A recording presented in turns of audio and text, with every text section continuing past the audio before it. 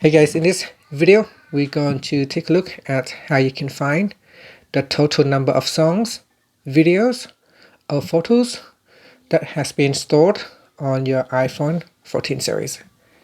First, let's go back to the home screen by swiping up at the bottom of the screen. From the home screen, tap on Settings. In the Settings screen, swipe up to go down. In here, tap on General. Then tap on About.